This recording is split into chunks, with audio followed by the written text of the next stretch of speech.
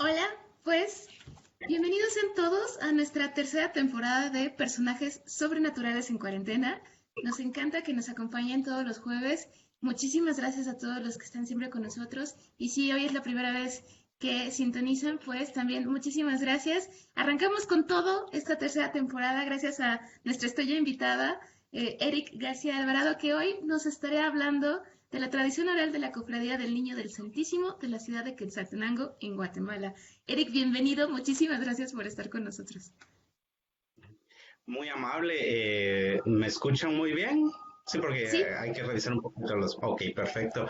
Pues gracias, de verdad estoy muy emocionado y a la vez nervioso de estar acá con ustedes compartiendo esta investigación que se realizó en el 2018 y que con gusto estaré presentando con ustedes hoy.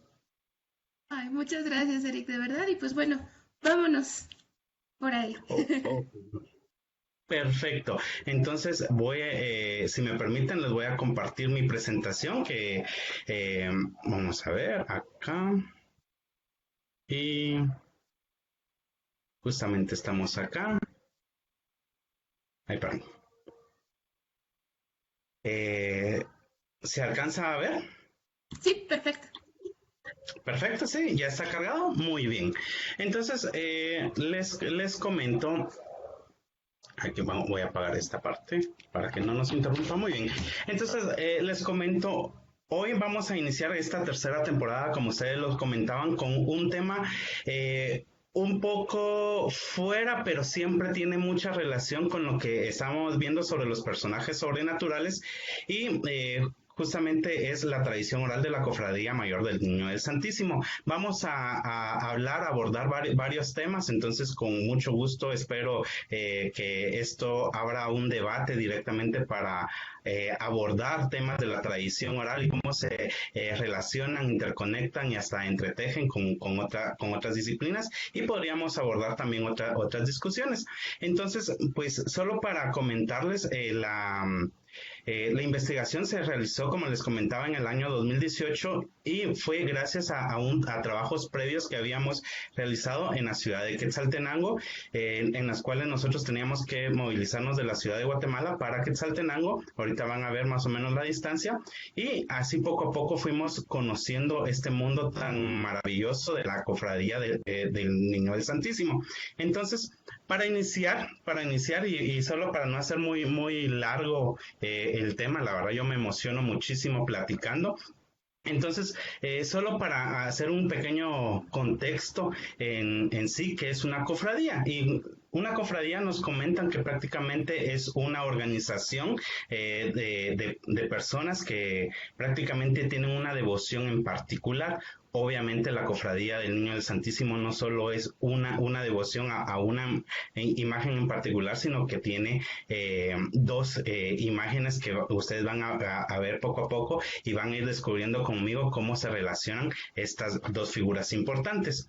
Entonces, como habíamos comentado que es una cofradía, pues prácticamente una organización de personas que buscan un fin en común, que es una devoción en particular. ¿Cuál es el contexto de la investigación o en este trabajo? Es la ciudad de Quetzaltenango, en lo que ustedes ven acá, perdón, la que ustedes voy a poner puntero para que sea un poquito más fácil. Acá, esto que está marcado en rojo es el departamento de Quetzaltenango, que es uno de los departamentos más importantes de nuestro país. Como les digo, les agradezco muchísimo a las personas a nivel internacional que nos están viendo y para que conozcan mi bello país, Guatemala. Nosotros nos ubicamos precisamente en este departamento que es la nueva Guatemala de la Asunción y justamente había que atravesar estos tres departamentos, nosotros le llamamos departamentos, para llegar a la ciudad de Quetzaltenango. Y justamente ahí son aproximadamente de 3 a 4 horas, dependiendo las manifestaciones, dependiendo el estado de la carretera, pero normalmente son de 3 a 4 horas para poder llegar a la ciudad de Quetzaltenango. Entonces, también les quiero comentar para entender directamente la dinámica de la cofradía del Niño del Santísimo y por qué es directamente se construyó a base de relatos.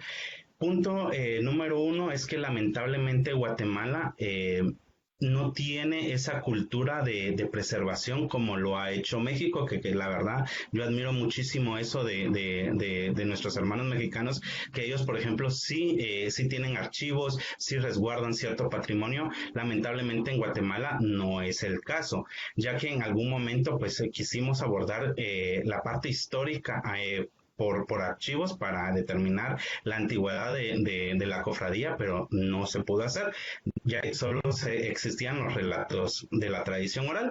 Entonces, para entender esta dinámica de la cofradía, hay 4 elementos fundamentales. El primero es su relación con el Santísimo Sacramento, que es una directamente algo estipulado por la Iglesia Católica. Luego la imagen del dulce nombre de Jesús. El tercer punto, el niño del Santísimo. Y por último, algo muy interesante, que el niño del Santísimo se vuelve el Nahual protector de Quetzaltenango, conocido como Junoj, que más adelante lo vamos a ver. Entonces, esos 4 elementos nos van a orientar a entender la dinámica de la cofradía.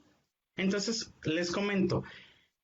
Este es el estandarte de la cofradía, y si ustedes notan en esta parte, nos dice que la cofradía surge en 1616, una de las cofradías más antiguas de nuestro país, pero al momento de hacer una indagación en archivos, lamentablemente no pudimos encontrar los archivos que avalaran dicha creación.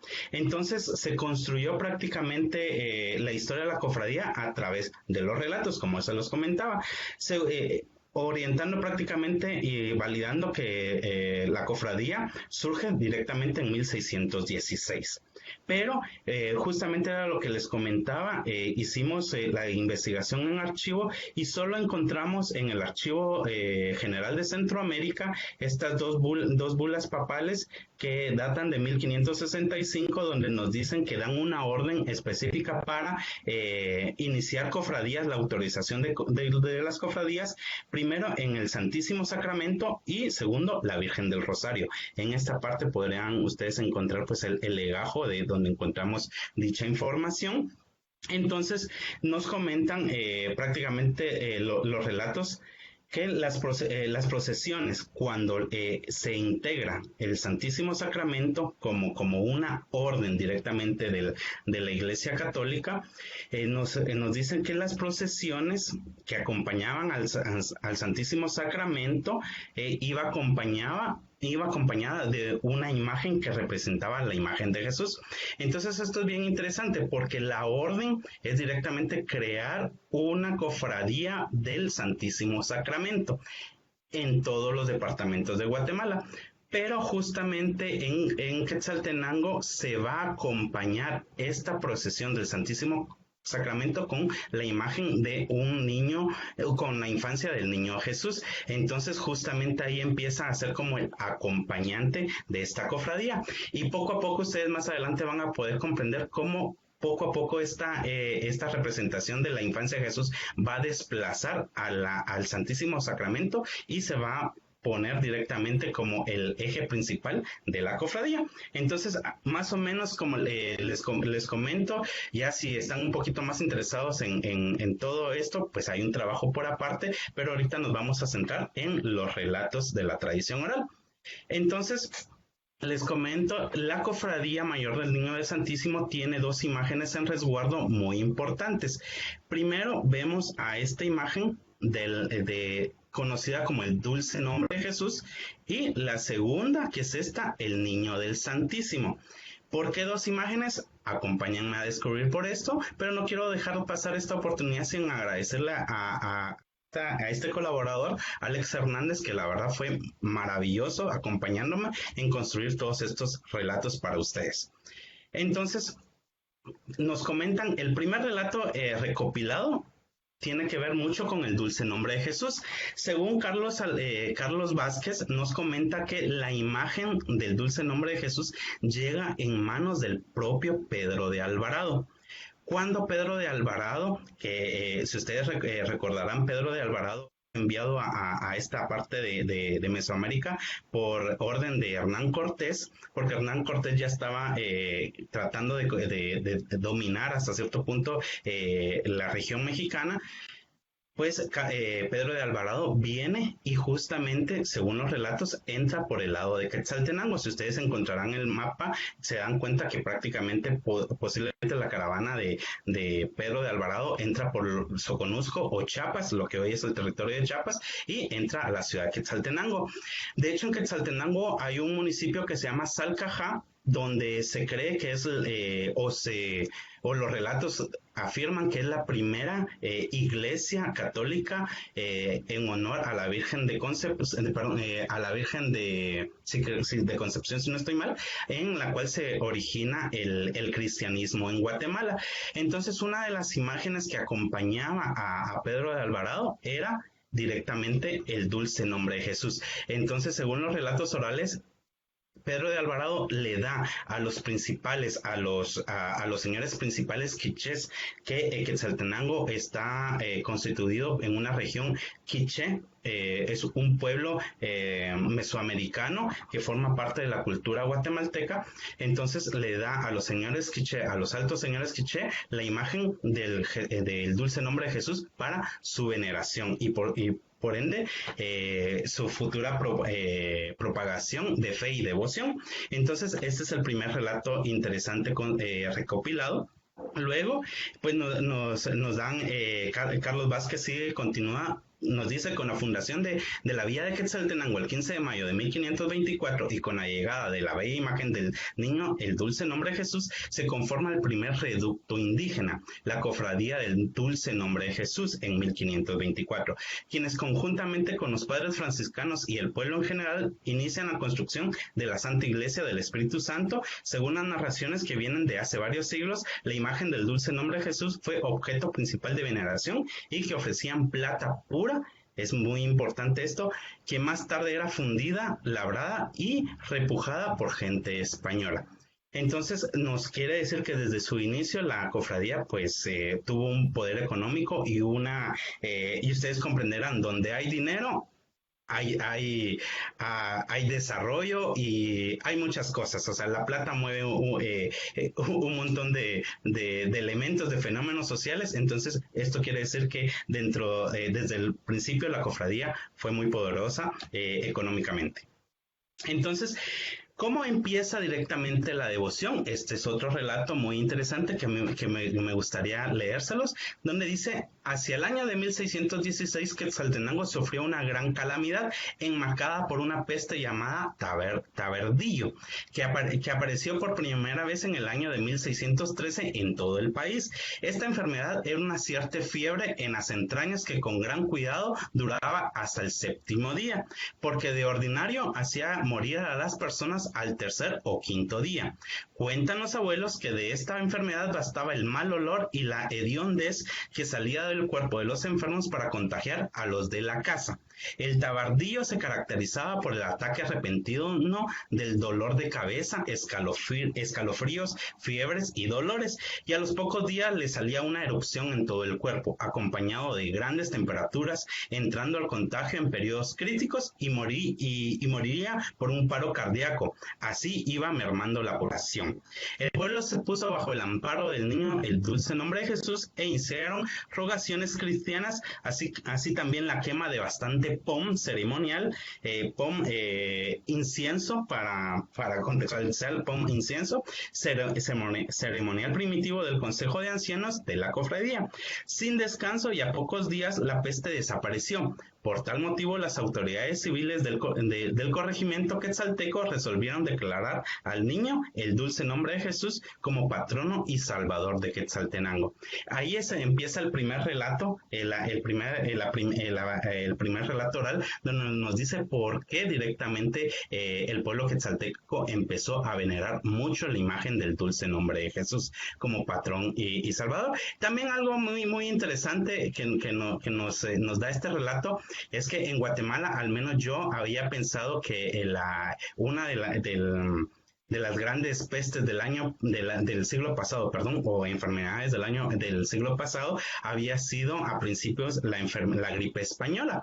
Pero justamente con este relato me doy cuenta que tal vez en otra parte del país existían otras enfermedades que también el gobierno trataban de de sobrellevar, curar o proteger a la población. Entonces, este relato me parece muy interesante para conocer directamente los inicios de la devoción.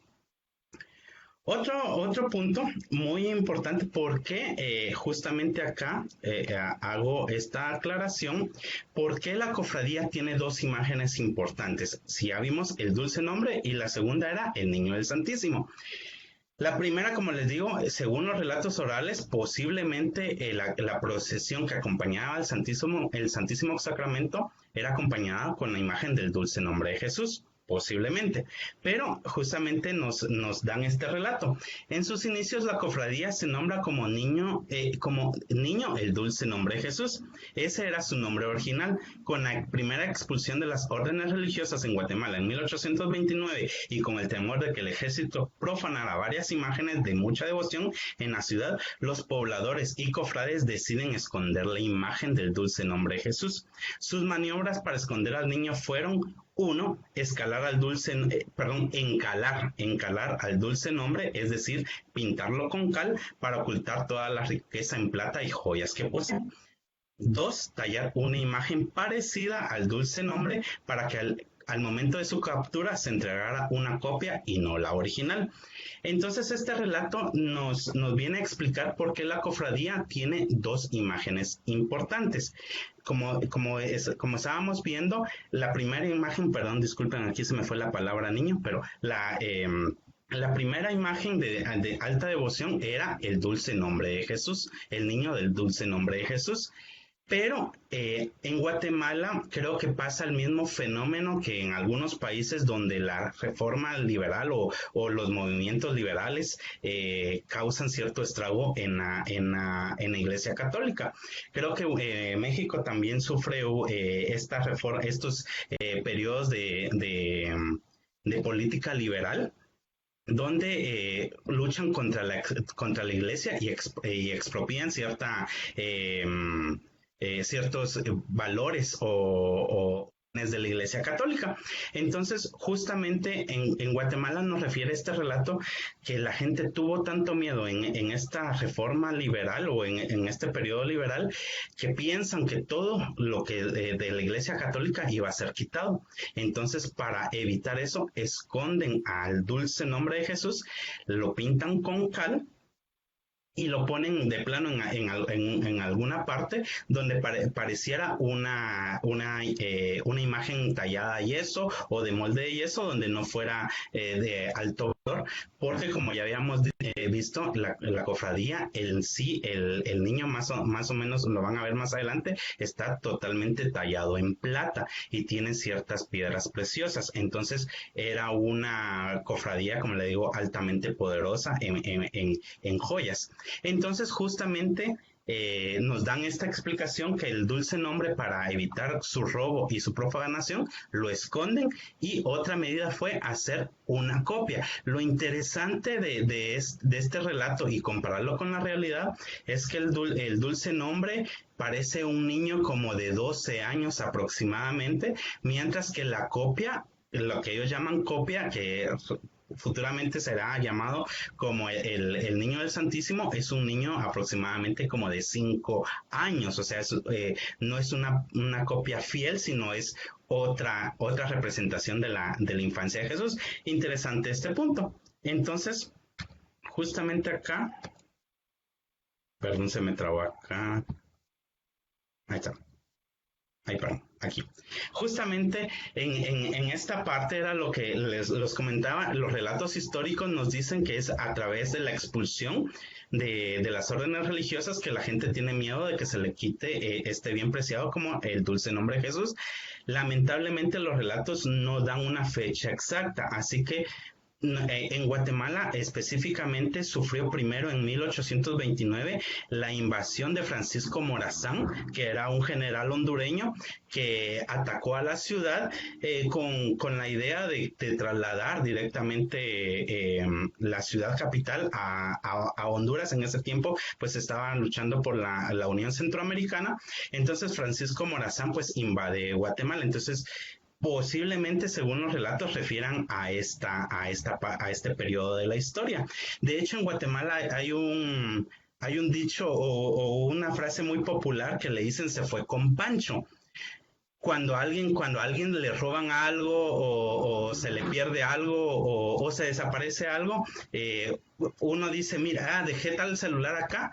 Ah, sí, de plano se fue con Pancho. ¿Por qué? Porque en este periodo de la historia, cuando Francisco Morazán invade Guatemala, pues obviamente saquean casas de ricos en Guatemala, entonces las damas les preguntaban luego en misa, y mira, ¿qué pasó con tu collar de esmeraldas? Ah, se fue con Pancho. Significaba que Francisco Morazán se lo había llevado. Ese es un relato interesante de la historia.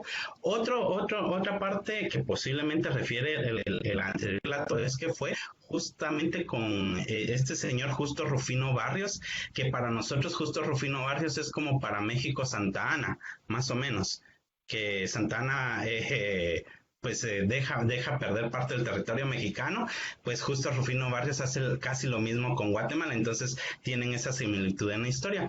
Como les digo, los relatos solo nos refieren a un temor de que el gobierno acaparara o se llevara ciertos bienes de la historia. Entonces, yo prácticamente menciono estos dos periodos de la historia de la investigación. No podemos dar una fecha exacta porque los relatos no lo dicen, pero justamente nos dan esta idea. Luego, como les comentaba, el dulce nombre de Jesús es escondido y en lugar del dulce nombre es acompañado por una imagen de Jesús infante, que es esta imagen que ustedes ven acá, que es directamente, aquí se le empieza a nombrar como el niño del Santísimo.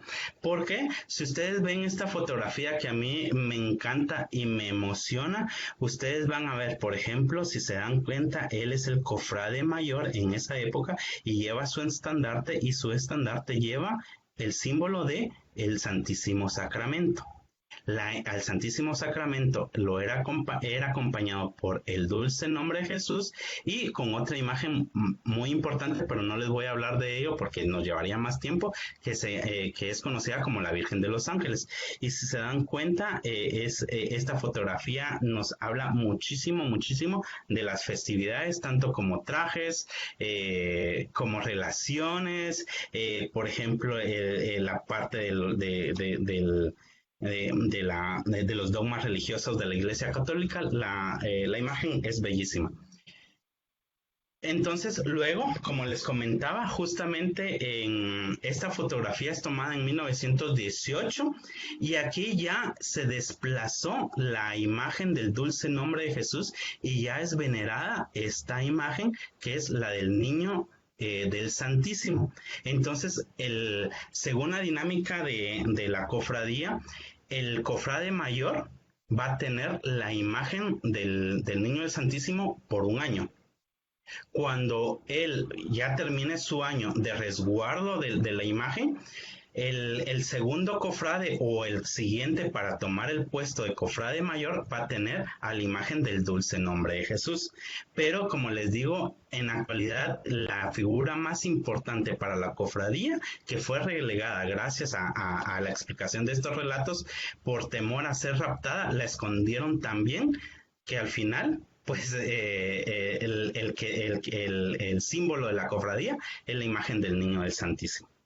Entonces, aquí viene otro punto que les digo me emociona y tiene mucho que ver con esto que estamos hablando de los relatos sobrenaturales, porque también la imagen del niño del Santísimo tiene muchos relatos sobrenaturales que son contados por los colaboradores, excofrades, cofrades o los quienes visitan a la imagen.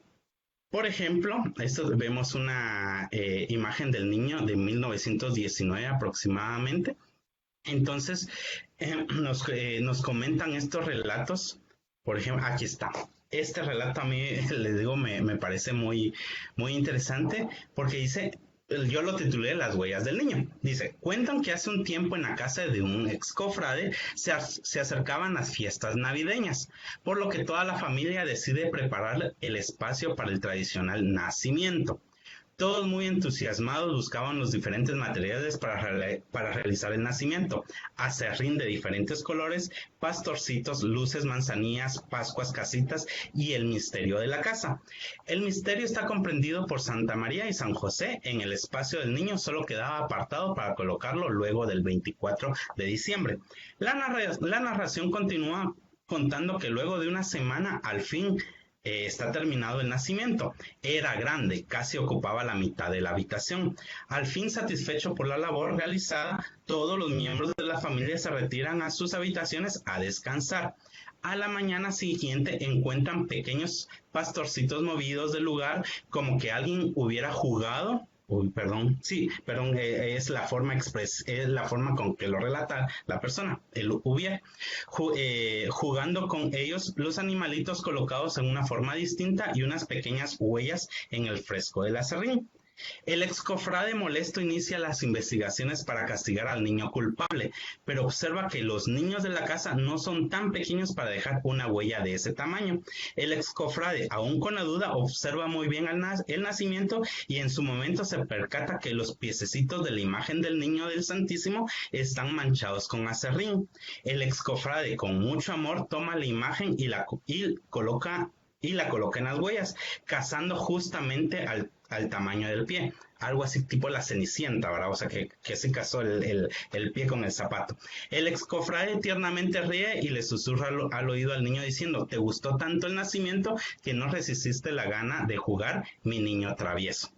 Este relato es muy frecuente escucharlo en las casas donde estuvo el niño del Santísimo, porque déjenme comentarles algo. El niño del Santísimo no tiene un espacio dentro de la iglesia donde se va a venerar. Pasa año con año a la casa de los distintos cofrades. Entonces cada cofrade ha tenido una experiencia diferente con el niño. Por ejemplo, este es solo una historia. Hay relatos, por ejemplo, donde mencionan que cuando hay problemas con la familia, pues escuchan al niño llorar. Cuando los problemas se resuelven, escuchan al niño reír. Entonces, también escuchan, por ejemplo, por las noches pasos, donde el niño juega por toda la casa reconociendo su lugar donde va a estar por un año. También, entonces, es muy, muy importante. Por ejemplo, en esta fotografía que me la cedieron, lamentablemente no les puedo compartir una fotografía de los espacios de la casa, porque las personas sí son un poquito celosas de compartir eso, porque para ellos es algo muy íntimo, pero por lo regular, imaginen ustedes que esta es una casa de vivienda particular. Al niño lo colocan en una tarima que más adelante la van a ver. Y alrededor, algo bien interesante, al niño le ponen juguetes. ¿Por qué? Porque el niño tiene que jugar, el niño tiene que satisfacer esa necesidad de un infante de estar jugando. Entonces al niño se le regalan pelotas, se le regalan carritos. Entonces, justamente en las noches algunos cofrades dicen: si se le regala un carrito, escuchan al niño jugar con el carrito. Si le regalan una pelota, escuchan al niño que está rebotando la pelota. Entonces es algo muy interesante dentro de las narraciones que cuentan acá. Otro punto que me parece importante mencionarles es en el caso, voy a regresar un poco a esta fotografía. Porque en este caso, si ustedes observan, hay muchas mujeres. Algo muy particular que también lo abordo en otra parte del trabajo es el papel que tienen las mujeres dentro de la cofradía. Aparte de que las mujeres son las encargadas de organizar toda la fiesta, toda la comida, tienen una función muy particular y muy importante. Las mujeres deben cuidar al niño, porque el niño manifiesta ciertas características propias de una persona infante.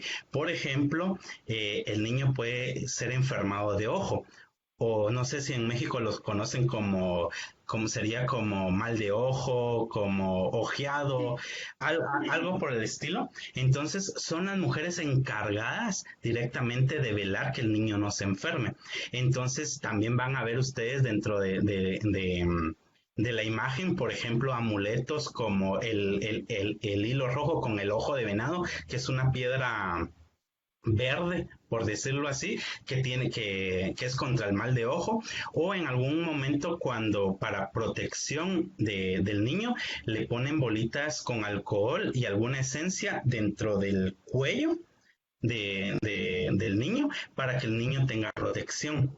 Entonces es bien interesante porque el papel de las mujeres no es solo de organizar, sino proteger que el niño no se enferme y no tenga estas manifestaciones de dolor o enfermedad, porque como les digo también otro relato que me pareció interesante contarles es que cuando el niño ve que hay cierta dificultad dentro de la familia, el niño empieza a cambiar de color. Puede ser, su tono normalmente es color piel, pero muchas personas comentan que cuando el niño está molesto o ve que hay dificultades en la casa, el niño se torna de color rojo, como que estuviera enojado o haciendo un tipo de puchero o berrinche. Entonces las señoras tienen que calmarlo y lo calman ofreciéndole o disculpas o una comida especial para el niño. Entonces ya el niño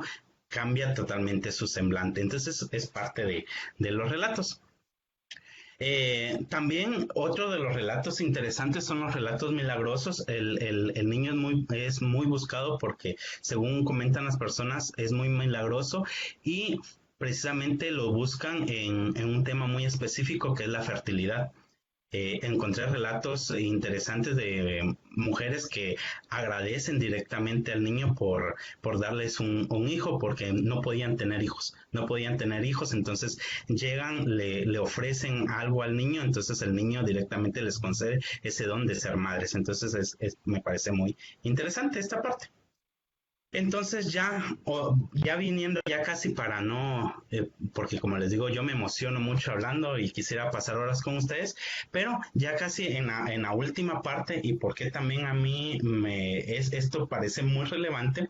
La ciudad de Quetzaltenango está rodeada en sí por 9 cerros. Si ustedes buscan imágenes de 10 cerros, si ustedes buscan imágenes en internet de la ciudad de Quetzaltenango, la van a encontrar justamente en un valle rodeada por 10 cerros. Según la tradición quiché, cada cerro es protegido por un nahual protector. Cada cerro tiene su propio dueño. En este caso, uno de los cerros y el que más energía tiene es el Cerro Quemado, donde justamente habita el nahual protector conocido como Junnoj, que en algún momento en Guatemala se distorsionó mucho la palabra Junnoj y se utilizó la palabra Juan Noj como para nombrar al diablo por ciertas cosas de brujería o hechicería o cosas malignas, pero justamente para la cosmovisión maya, el nombre principal de este nahual es Junnoj, que Jun en el calendario, esto también es bien interesante porque en la cosmovisión maya a las personas se les nombra primero con el día en que nacieron y segundo con la energía que va a regir su vida. Entonces, en este caso, Jun significa uno, que es el número 1 del calendario maya, y Noj va a ser directamente la energía del día, que es sabiduría. Entonces podemos comprender que el nombre, ya darle una traducción, podría ser como el sabio principal o la sabiduría principal, algo podríamos traducirle ahí, pero esto es lo que nos quiere decir Junnoj. ¿Y cuál es su relación con el niño del Santísimo? Entonces aquí viene otra parte interesante. ¿Cuál es su relación con el niño del Santísimo? Y esta aquí, perdón, vamos a ver. Ay, perdón, es que siempre... Aquí estamos. Entonces, aquí hay algo muy interesante que también nos comenta un colaborador y nos dice, desde el momento que los españoles vinieron a invadir Guatemala, trataron de imponer sus costumbres y creencias, pero los pueblos originarios, trataron de mantener sus tradiciones. Es por ello que dentro de la cosmovisión maya se tiene la creencia de seres protectores de los poblados conocidos sí, conocidos como nahuales. Un nahual es una energía que protege, defiende y cuida a una población. Quetzaltenango no ha sido la excepción de dicha creencia, por lo que muchos de nosotros creemos y pensamos que el protector de Quetzaltenango es Hunnog, representado en el Niño del Santísimo.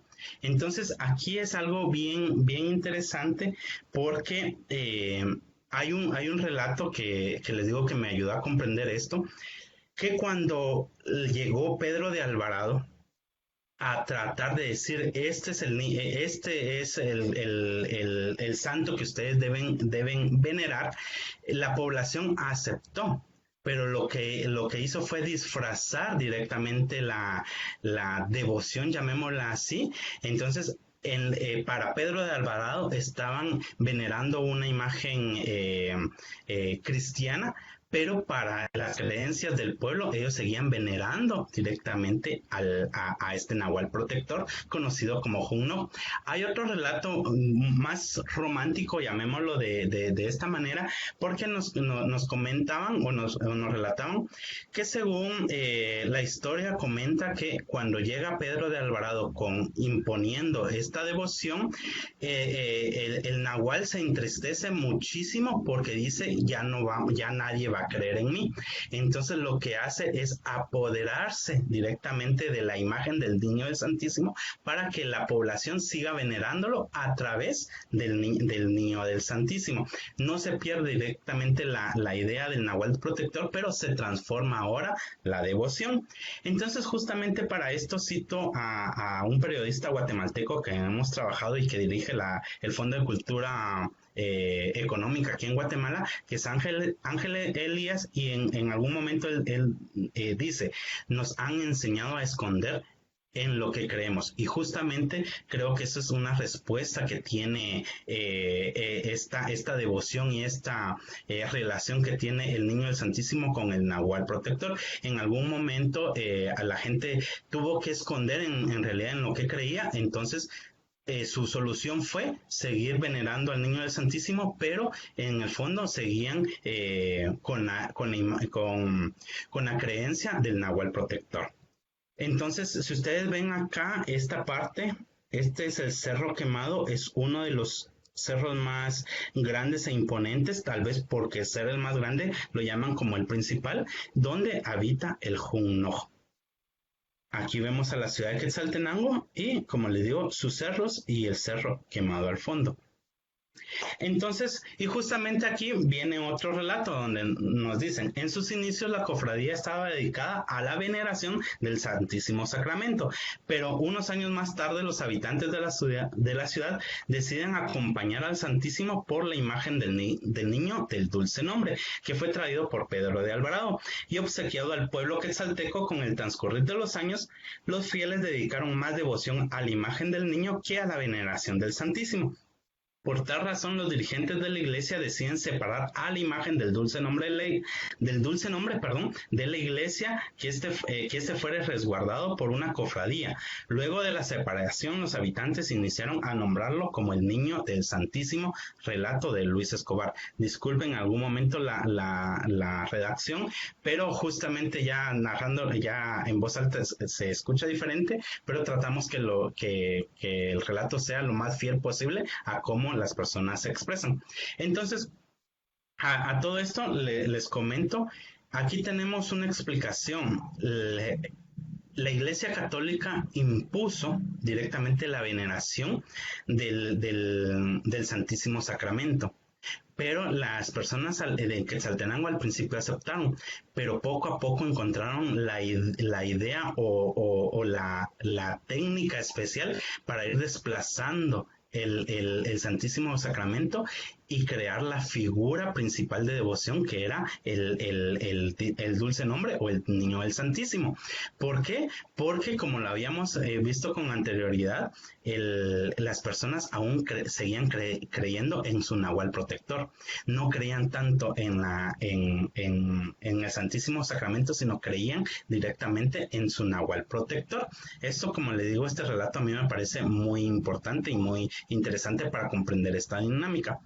Y justamente abordando un poco más esto, lamentablemente este libro yo lo leí luego de la investigación a una visita que tuve a México, precisamente llegando al Colson con ustedes, pasando por la ciudad, me fui al Fondo de Cultura y encontré este libro maravilloso y que la verdad se lo refiero muchísimo, que se llama Tonantzin Guadalupe, que justamente es estos relatos indígenas, de los relatos indígenas a la tradición cristiana. Este libro aborda más o menos esta explicación cómo los pueblos originarios transformaron su devoción particular y la llevaron hacia la visión cristiana que se tenía, para directamente por miedo a ser castigados o ser vetados de alguna situación de parte de la iglesia. Estos relatos nos indican directamente cómo los pueblos originarios transformaron y escondieron y revitalizaron estos relatos en creencias cristianas. Entonces esto a mí me parece fantástico para comprender estos fenómenos entre la cosmovisión de los pueblos originarios y directamente la Iglesia Católica. También hay una película muy interesante que cuando ustedes puedan verla, vean, está en YouTube gratuitamente, se llama Nuevo Mundo, y esta película también me pareció muy interesante y hay una escena que a mí me impactó muchísimo, donde están el pueblo indígena está arrodillado y llega alguien y dice, los indígenas son muy devotos. Entonces llega alguien más y le dice, no, es que tú no estás viendo lo que ellos están venerando. Entonces levantan los vestidos de los santos que están dentro de la iglesia, y debajo de los vestidos de los santos hay ídolos, ellos lo llaman ídolos o alguna figura que para ellos eran en realidad quienes les estaban rezando o mostrando su devoción. Entonces le digo, es muy importante analizar esta parte para entender estos fenómenos dentro del sincretismo religioso y particular de una comunidad. Entonces, justamente con eso, ya casi terminando, vemos esta veneración del Niño del Santísimo como una parte del sincretismo religioso. Vean, esta es la parte interna de la Catedral de Quetzaltenango, conocida como Espíritu Santo. Aquí está el altar mayor, pero el Niño del Santísimo llega directamente a la iglesia 2 días o 2 fechas importantes. Una, el 1 de enero, que es cuando sale en procesión a bendecir a toda la población de Quetzaltenango, y la otra fecha es 40 días después de la Semana Santa, conocida como el Corpus Christi. Entonces es bien interesante acá, porque si ustedes ven, al niño se le pone directamente en esta parte del retablo principal. Él está acá, pero es movido constantemente. Y aquí vemos la festividad. Si se dan cuenta, es una festividad bastante grande y justamente se le recibe con danza. Y hay una pequeña referencia acá. Mire, esto yo no lo encontré, esto la verdad yo no lo encontré, es un relato que me comentaron. Según César Castro, que fue el que me lo comentó, dice que en el Popol Vuh los animales se rinden hacia el astro rey, que es el sol. Eso la verdad yo no lo encontré en el Popol Vuh literalmente como él me lo contó, pero dice que por lo tanto, siguiendo la tradición del Popol Vuh, al Niño del Santísimo se le rinde homenaje como el astro rey a través del baile de venado. Entonces, cada 1 de diciembre, muchos devotos que han recibido algún favor, ya sea en salud, de maternidad o algo, van y danzan en honor al dulce nombre. Y otro dato para acá para resaltar es que por lo regular las danzas han sido caracterizadas directamente por hombres en Guatemala. Y esta danza es particular porque permiten que las mujeres puedan bailar para el niño. Entonces es algo directamente que rompe con los estereotipos de género para las danzas tradicionales en Guatemala. Entonces, otra parte que hago la referencia en este punto para comprender este sincretismo religioso es que analizando las deidades en el Popol Vuh no son deidades que están arriba directamente en el cielo y que la gente o las personas aquí en la tierra veneran, sino el Popol Vuh nos refiere que las divinidades están en igual con los seres humanos. O sea, podemos hablarle del tú al tú. O sea, no es algo que directamente sea muy de reverencia o que están más allá, sino que directamente están muy al igual que los seres humanos. Entonces, esto me pareció muy interesante porque el niño del Santísimo en la fiesta del Corpus sale directamente a bendecir al poblado de Quetzaltenango, y cuando llega a la casa del segundo cofrade que lo va a recibir el próximo año ya, ahí se separa el niño y se le pone en esta parte, y aquí pasa algo bien interesante. La gente llega y empieza a tocarlo y empieza a decirle: niño, por favor, concédeme lo que te pedí. O nosotros utilizamos mucho el vos. Entonces escuché como oraciones que vos no seas malo, ya te pedí algo y cumplímelo, por favor. O sea, ya se rompe esa línea de respeto, sino ya es algo como más en confianza. Y aquí en esta foto, pues soy yo. Por lo regular casi no me gusta poner fotos en investigaciones, mías, perdón, pero justamente la tomé para que ustedes se dieran cuenta cómo yo estoy tan cerca de la imagen del niño sin ningún problema. Contrario a otras imágenes de la Iglesia Católica, donde obviamente están muy lejos y uno no puede tener esta relación. En este caso sí es muy particular. Y les digo, aquí también hay algo que les quiero comentar, siempre siguiendo con esta relación de nahuales, seres protectores, y la relación con el Popol Vuh. En el Popol Vuh se da mucho la dualidad de energías. Siempre vamos a ver, por ejemplo, los hermanos gemelos del Popol Vuh que mencionan, son dos energías, y en la cosmovisión maya está muy presente espero decirlo bien, el Ruhush Ha, Ruhush Uleu, que es el corazón corazón del cielo y corazón de la tierra. Entonces la energía de estos de los nahuales por lo regular es de dos partes. Entonces aquí hay otro relato que les quiero compartir, y es que en la visita del niño a las diferentes casas de los cofrades, al niño siempre lo va a seguir su mascota. La gente lo ha nombrado con su mascota, pero por lo regular es un gato o un pequeño gatito que acompaña la estadía del niño en la casa. Cuando el niño se va de la casa del cofrade para irse a la casa por otro año con otro cofrade, el gato desaparece y llega otro gato a la otra casa. Entonces justamente aquí se complementan, las personas lo explican como es la energía dual de los nahuales, porque el niño complementa su energía con este nahual o este ser protector que está representado en este pequeño felino que acompaña casa con casa y visita en visita al niño del Santísimo. Entonces es bien interesante cómo tenemos estas figuras que nos relacionan a cosmovisión maya, el Popol Vuh y directamente los relatos suárez. Entonces, ya en algunas conclusiones, porque yo puedo hablar acá muchísimo, pero no tenemos mucho tiempo, en algunas conclusiones les podré decir que aunque no hay nada escrito, si la cofradía es tan antigua como dicen, lo que sí es que los relatos a través de fotografías nos refieren a más de 200 años de devoción. Entonces eso nos quiere decir que la cofradía en realidad sí es muy antigua como lo refieren. Otra conclusión muy importante es directamente lo que les comentaba, la relación que tiene la tradición oral para comprender y entender estas dinámicas entre la cosmovisión, la religiosidad popular y cómo se entretejen para crear directamente una dinámica social bien interesante.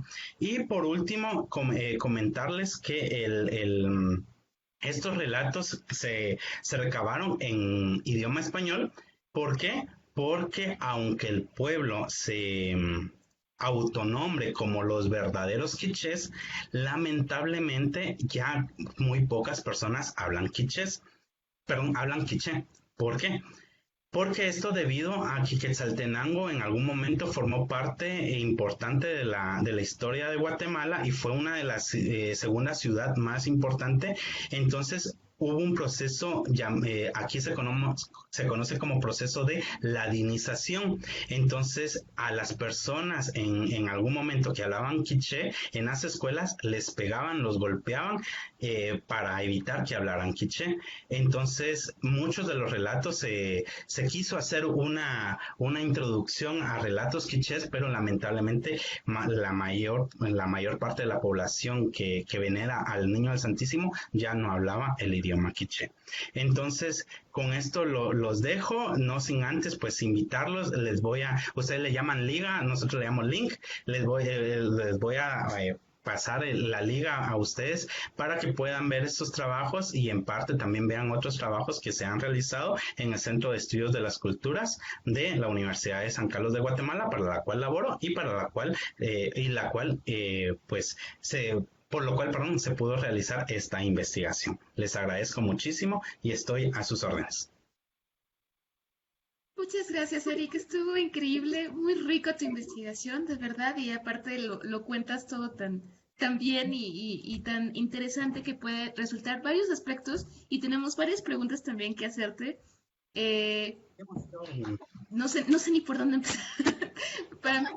Muchos comentarios también de felicitación y quería preguntarte, ¿qué nos puedes decir del traje del niño? Aquí en México nos dice que se encuentra el niño Pan, a quien lo visten de muchas maneras. También al niño lo visten de distintas maneras, le cambian el traje. ¿Tiene alguna particularidad? Creo yo que el que me hablas es Niñopan, el Niñopan que está en Xochimilco.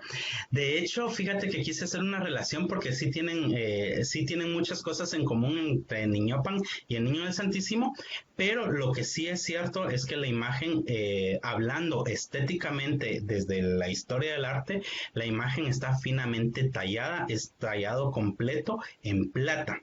En plata, lo único que se le quita al niño es el resplandor, que el resplandor tiene rubíes, si no estoy mal, sí, tiene rubíes, unas botas que tiene de plata y el mundo para cambiarlo. Lo que hacen es únicamente donarles o regalarles como una especie de bufanda que usan mucho, no, perdón el nombre, pero es que no sé cómo lo llaman en la Iglesia Católica, que usan los sacerdotes, que es como una especie de bufanda bordada que se le regala con una pequeña capa para cubrir al niño, pero el niño está totalmente tallado en plata.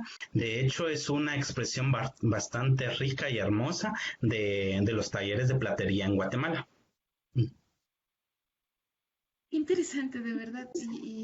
¿Existe alguna oración impresa sobre los milagros o para rezarle al niño? Sí tiene su novena específicamente. De hecho, la tradición de devoción del Niño del Santísimo ha creado ciertas manifestaciones artísticas. Por ejemplo, tiene un son que le llaman son en marimba, que le llaman de tierna despedida, que le tocan justamente cuando el niño abandona la casa del cofrade para llegar a la otra casa. También tiene oraciones impresas porque se reparten directamente. Una que la oración precisamente se llama rogativa al Santísimo, al Niño del Santísimo, perdón. Entonces sí tiene muchas manifestaciones tanto literarias como musicales. Ujú. Wow, ¿y te sabes alguna partecita del son que nos puedas compartir? Pues fíjate que no, porque como el son es marimba, pues es solo como sonido de marimba, entonces no, solo lo he escuchado. Y de hecho, pero fíjate, y se las quería poner, pero es un poquito larga, pero, y no sé cómo, no sabía cómo hacer. No, está bien, está bien. Ahorita se las compartimos a todos para que puedan escucharla. Yo también la quiero escuchar. Eh, quiero, quiero que si nos puedes platicar un poquito más sobre Hun Nog. ¿Alguna descripción física hay sobre este Nahual protector? ¿Alguna otra relato que conozcas al respecto? Mira, dentro de características físicas, no, porque es algo muy interesante dentro de la cosmovisión maya. La cosmovisión maya no caracteriza de alguna manera física a los nahuales protectores. Al contrario, ellos se basan en energía. Entonces, como la energía no se puede describir en sí, entonces no hay como una referencia. Por eso es entendible por qué las personas utilizaron al niño del Santísimo para, para seguir, continuar con la devoción. Otro relato acerca de Juno precisamente son estas rogativas que se le hacen en el primero de enero, porque como Juno es el nahual de la sabiduría, entonces en el primero de enero se aprovecha para hacerles rogativas para que los guíe y les dé sabiduría en el nuevo año que se va a iniciar. Entonces, no te podría decir una característica física, pero la energía es la sabiduría con la que se rige este Nahual. Eso es muy interesante, de verdad, cómo lo configura como personaje. Eh, me pu- Exacto. Nos pregunta Carlos Ramírez, ¿cuáles son los milagros más conocidos por el Niño del Santísimo? Mira, hay un relato que ese lo pongo en investigación y es un relato milagroso porque había una esposa de excofrade que tiene una panadería. Y la panadería, pues la señora estaba horneando su pan cuando de repente escucha que su niño pequeño de aproximadamente 5 años se cae. Entonces ella deja el pan en el horno y se va a ver a su niño. Cuando encuentra al niño, lo encuentra casi desmayado por el golpe en la cabeza que recibe.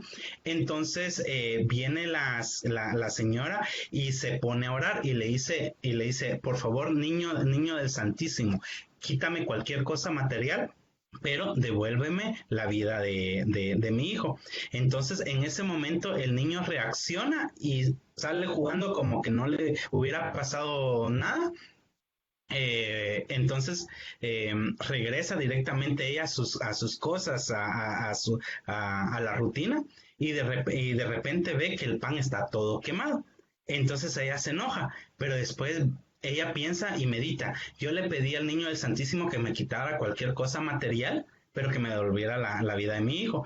Entonces ve que el pan estaba todo quemado y ese fue el niño del Santísimo que me quitó esto material, pero la vida de mi hijo está intacta. También hay otro milagro que era lo que les comentaba sobre la fertilidad. Existía una señora que todos los años llegaba y le hacía novenas al niño y dice que estuvo 11 años pidiéndole al niño del Santísimo le diera la dicha de ser madre hasta el 12 hasta el año número 12, hasta el año número 12, ella resulta embarazada. Entonces, justamente le atribuye ese milagro al niño del Santísimo. Ujú. Muy bien, wow. Por ejemplo, volviendo un poco al tema de los nahuales, de estos nahuales protectores, ¿existen Ujú. leyendas donde estos nahuales otorguen tesoros o ayuden a encontrar cosas? No, bueno, En esta parte de estos relatos no los encontré. Sí existen en otra, pero son en otra variación. Por ejemplo, ¿cómo se llama? En Misco sí se encuentran este tipo de relatos que ayudan y en Samayac también. Pero, por ejemplo, en Quetzaltenango no es que ayuden, pero justamente también tienen este factor espacio-tiempo, porque hubo una persona, Pilar Ajcaj, así se llama, Pilar Ajcaj, que nos comentaba que ella vivía cerca de uno de esos cerros y en un momento ella llegó a, pues, quería directamente tener un poco de maíz en uno de estos cerros que vio que estaban sembrados, entonces ella entra, roba un poco de mazorcas para obtener maíz, entonces en algún momento ella ve que se pierde el espacio, ¿verdad? Que se pierde en ese espacio y en un momento pasa de día a noche, se asusta, empieza a rodear todo el lugar, pero ella directamente no encuentra nuevamente el retorno. Llega un momento en que ella se hinca y le dice, Señor, Señor, perdóname si te quité algo sin tu permiso. Entonces, por favor, permíteme regresar a mi casa. Entonces, en algún momento ella aparece nuevamente en la misma hora y día. Ella piensa que transcurren horas y al final son 10, 15 minutos aproximadamente donde ella regresa ya con el maíz. Y esto tiene mucha relación porque en la cosmovisión maya sí se tiene la idea y la creencia muy particular que cada cerro tiene su guardián. Entonces, antes de hacer algo dentro del cerro hay que pedirle permiso, porque si no, la construcción, la siembra o algo no da fruto y las personas pueden perderse. Entonces, no es tanto directamente como que encuentren un tesoro en Quetzaltenango, pero sí los nahuales al menos dan la bendición de obtener algo a cambio de permiso en este cerro o en el lugar que a ellos les pertenece. Vaya, y la gente de Quetzaltenango, por ejemplo, se siente particularmente protegido, o sea, porque tiene todos estos cerros con abuelos protectores que la rodean, entonces ellos, digamos, se sienten como que eso forma parte de su día a día, de su cultura, que viven bajo esta aura de protección. Exactamente, sí, de hecho ellos crean otro factor de identidad muy diferente al capitalino, llamémoslo así. Ellos tienen una identidad y como les digo, y como les comento, sí, ellos inclusive para el 1 de enero, donde va a salir la imagen del niño, 7 días antes hacen un ritual que le llaman la quema. ¿Y qué es la quema? Es precisamente este ritual maya donde se pide permiso, donde los bailarines están en abstinencia sexual, no, pues tratan de no ingerir alcohol para que al momento de que ellos salgan a bailar, todo salga muy bien como una forma de pedirle permiso y protección al nahual protector, valga la redundancia. Uh-huh. Ah, bueno, definitivamente debemos visitar Quetzaltenango. Nuestro último comentario del día, lamentablemente ya se nos está acabando el tiempo, de Vic Zapgal, que nos ve desde la página del Colegio de San Luis, gracias. Hay documentos históricos, dice, que señalan esta imposición de la imagen por parte de Alvarado, Pedro de Alvarado me imagino, y la resistencia del clero al respecto. O si pudiera ahondar un poco más sobre este punto, es muy interesante sobre los inicios de la fe en los territorios conquistados. Muy interesante y felicidades al ponente. Gracias, Vic. Gracias. Vean, directamente como archivos, lamentablemente, como les comentaba, no encontré. Toda esta referencia ha sido por tradición oral. ¿Por qué? Porque les comento, lamentablemente en Guatemala no se ha tenido como esa cultura de preservar archivos. Lamentablemente, con el perdón de la Iglesia Católica, pero vean, fui a la ciudad de Quetzaltenango, a la catedral, y traté de buscar archivos. Entonces vienen y me dicen, no, aquí no hay nada de eso, tienen que irse a la capital. Y entonces en la capital, aquí en Guatemala, está el archivo arquidiocesano, en la cual hice la consulta y me dicen, no, de eso no hay acá. Entonces justamente nos perdemos en ese espacio. Lamentablemente, pues solo hay literatura novelesca, llamémoslo así, sobre la imposición que en algún momento tuvo Pedro de Alvarado en algunos factores, como lo cuenta José Mía y Vidaurre, aquí en Guatemala, donde escribe un libro muy interesante que se llama La hija del adelantado. Entonces más o menos cuenta esa relación que tuvo Pedro de Alvarado con el pueblo guatemalteco y su imposición. Pero archivo que la iglesia estuviera documentando o algo, eso sí no tenemos. De hecho, fíjense que también parece algo interesante porque en Guatemala, en el Palacio Municipal que le llaman, hay una figura de Pedro de Alvarado. Entonces yo siempre estuve ahí sí que engañado pensando que ese era el retrato original de Pedro de Alvarado. Y años más tarde con la investigación y gracias a un colega, él me dice, mira, es que esto es solo una representación como posiblemente fue Pedro de Alvarado, porque lo pintaron 200 años después. Entonces prácticamente no hay este tipo de información sobre la figura de Pedro de Alvarado. Uh-huh. De acuerdo. Pues Uh-huh. muchísimas gracias, Eric. La verdad es que es un honor para nosotros empezar esta nueva temporada con una conferencia tan interesante y tan rica como la que nos presentas. Y aparte, conferencista internacional, también se me olvidaba decir al principio que desde Guatemala nos hablas y también con un conocimiento tan rico sobre la tradición y la cultura. ¿Tú quieres, nos puedes hablar un poquito más de tu trabajo que realizas en el Centro de Estudio de las Culturas de Guatemala y un poco de tus líneas de investigación? Muy amable, gracias. Gracias por el espacio. Les comento, pues trabajo desde hace casi 9 años. Ya voy para los 10. Ahorita haciendo casi 10 años trabajando en el Centro de Estudios de las Culturas. Al inicio se llamó Centro de Estudios Folclóricos, pero por alguna iniciativa que tuvo el maestro Celso Lara, que él fue uno de los maestros encargados y los pioneros en recopilar la tradición oral guatemalteca, por iniciativa pues se cambia el término folclórico por otro término más apegado a las nuevas realidades en Guatemala, a la nueva normalidad, como ahora está muy de moda, a las nuevas realidades en Guatemala. Entonces se le cambia el nombre de Estudios Folclóricos por Centro de Estudios de las Culturas en Guatemala. Entonces en el centro está... prácticamente trabajamos 8 personas, cada investigador tiene una línea de investigación y la mía en particular es la literatura tradicional, literatura tradicional y oralidad.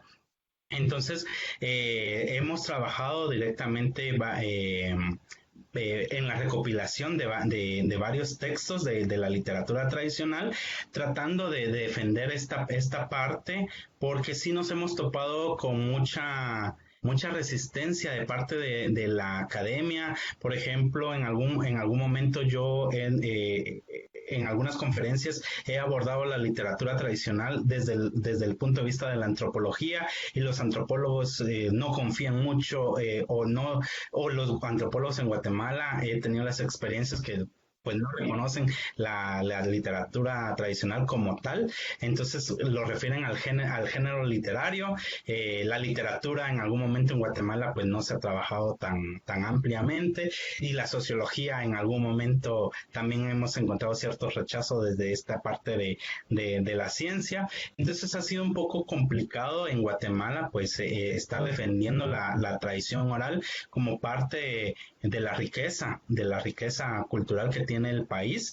Y les digo, para mí uno de los trabajos más importantes que he tenido y que he tenido el gusto de trabajar es precisamente la Cofradía del Niño del Santísimo, porque entrar a la cofradía fue un poquito complicado, porque si se dan cuenta, la imagen se habla de oro, se habla de plata, pues no les pude poner esa referencia porque no era el objetivo, pero también encontré archivos y actas donde hablaban mucho de las velas de cera de abeja, que eso en un tiempo fue muy caro porque las velas de cera de abeja es cuando se prendían, soltaban un olor a miel muy delicado y eso era muy caro en ese tiempo, no cualquiera lo tenía. De hecho, se habla en el libro de actas sobre tanta cantidad de cera de abeja. Entonces, es un poquito difícil entrar al mundo de la cofradía, primero porque también las personas son muy celosas de la cofradía, porque tienen miedo de que existe ese miedo de que la imagen sea robada, porque les digo, es muy rica. Toda la imagen está tallada en plata, con brocado de oro, tiene joyas preciosas, tiene anillos, o sea, la cofradía, por ejemplo, entrega un inventario al nuevo cofrade y estos inventarios pues incluyen anillos, collares, resplandor. Entonces es una cofradía bastante celosa para resguardar. Entonces para mí fue muy importante entrar y que el trabajar en el Centro de Estudios de las Culturas pues me permite esa oportunidad de entrar y poder compartir con ustedes este conocimiento de mi bello país, Guatemala, que desde acá les mando un fuerte abrazo y no me queda más que agradecerle por la oportunidad de estar acá y que saldremos de esta cuarentena. Ya sobrevivimos al tabardillo, ya sobrevivimos a la gripe española, aquí en Guatemala el cólera en 1991, vamos a sobrevivir a esto. Ay, excelentes palabras, Eric. De verdad, yo de verdad te agradezco mucho. Me parece súper importante la labor que realizan. También David también que nos acompañó la temporada pasada hablándonos del sombrerón y que muchas gracias, por cierto, también que nos ayudó a responder algunas preguntas por ahí y nos puso el son del que estábamos hablando hace rato en el chat para que lo puedan escuchar. Y pues bueno, la verdad es que yo los admiro muchísimo, se me hace una labor importantísima la que están haciendo y nos da mucho gusto poder colaborar y trabajar con ustedes en todo esto. Y pues bueno, muchas gracias Eric y gracias a todos los que nos acompañaron este día, que empezamos esta tercera temporada. No se pierdan la siguiente conferencia el jueves a las 19 horas que tenemos a Aurelio González. Y pues nuevamente Eric, gracias. Ahora sí. ¿Algunas palabras? Bueno, buenas noches. No, feliz noche, les agradezco muchísimo. Solo les agradezco muchísimo por estar acá con nosotros, un fraternal saludo desde Guatemala y por favor cuídense en esta época de COVID-19. Muchas gracias, cuídense todos, nos vemos hasta la próxima.